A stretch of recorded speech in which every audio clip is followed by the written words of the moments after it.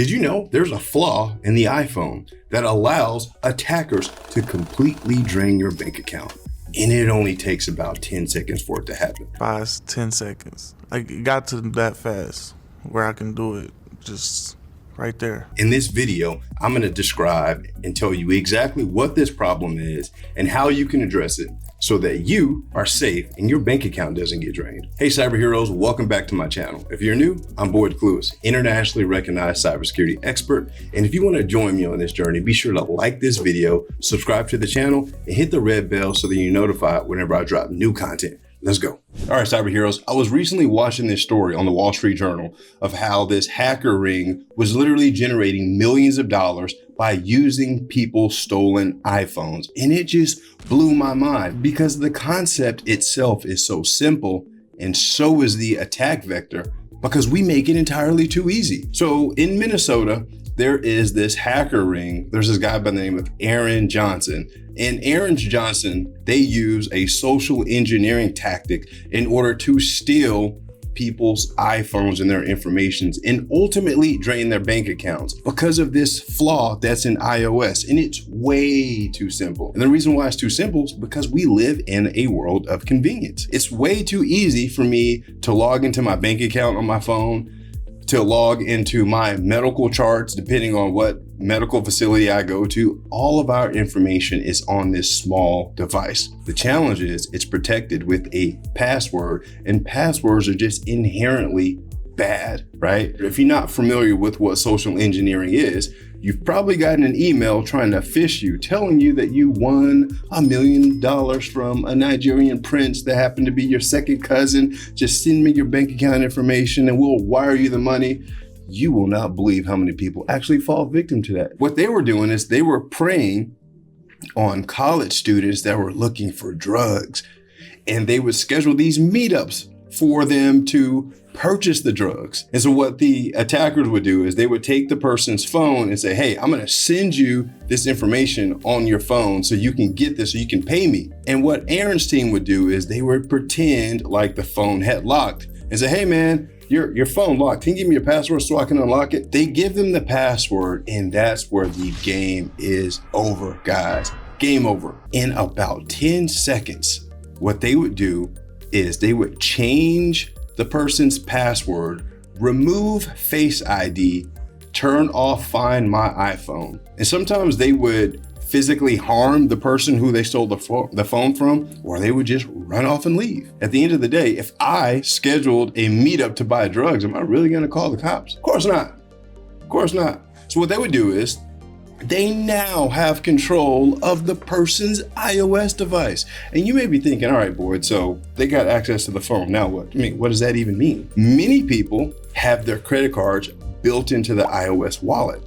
And if the attacker has now replaced their passcode and added their face, guess what they now have access to? Your money. So what they would do is they would go to stores like Target, Walmart, and they would shop. They would go to the Apple store. They would buy MacBooks, iPads, iPhone. They would buy a bunch of things and eventually sell those items and turn it into cash. But that was just one of the attack vectors. What they would also do is log into the people's bank accounts as well as transfer money. They would send money to different locations.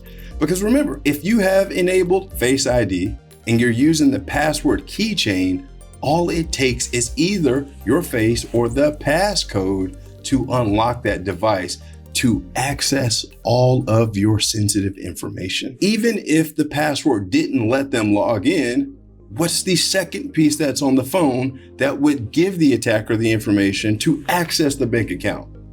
The email. It would be way too easy for them to do a forgot my password on the victim's bank account information. And what does that bank account gonna do? The banking company, they're going to email you some type of confirmation or send a text message for a confirmation. I wonder where that text message is gonna go, right? So they literally had complete access to people's bank accounts, fortunes, crypto wallets. They were able to access that. And the other thing that Aaron mentioned is oftentimes people had passwords, social security numbers, all type of sensitive information right in the iOS app itself, in the iOS notes. And one of the biggest challenges is getting people to separate the access of Face ID and these stored passwords for their apps. And what was intended by Apple to be a level of convenience has turned into a huge money-making opportunity for cyber criminals. And so I want you to think about this on a personal level, but also on a corporate level. Imagine all of the company secrets that are kept in a person's email, especially if it was an executive. Someone had their iPhone stolen. So one of the things that Aaron mentioned is they would be in bars in different locations and they would follow people and secretly record them, watching them put in their iPhone passcode. Maybe they bump into them, they pickpocket, take the phone, turn off Find My iPhone, change the passwords. Now they have access to this. This is why companies put MDMs on mobile devices. MDM is mobile device management. This allows a company's IT team, the security team, to remotely wipe or disable an individual's phone if it is lost or compromised. And this attack vector itself is why people like you are needed to become cybersecurity professionals, to ward off evil and fight evil. Because again, convenience turns into security risk, and it happens every single day. But Apple has since attempted to address this security feature, so it's not all bad, but you have to have an updated version of iOS 17.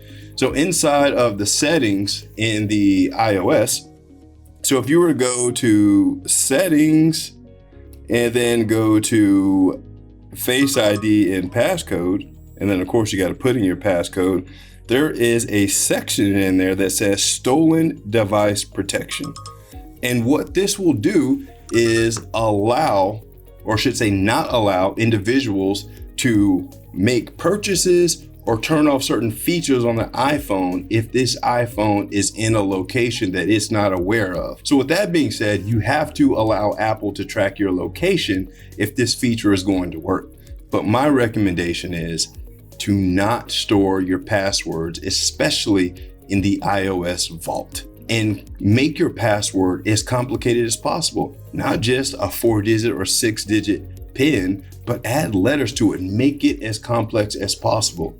And whenever you can, remove automatic login on your banking information, especially on your apps that contain sensitive information about you, because somebody could change the face or change your code and pretend to be you and have all the access in the world. Well guys, if you got some value from this video, or if you have any additional questions about other iPhone risk or cybersecurity concerns, drop those in the comments. Like this video, subscribe to the channel, and stay tuned for the next video where we'll talk about the next exploit that's out in the wild. So remember guys, stay safe, stay secure, and I'll see you on the next video. Peace.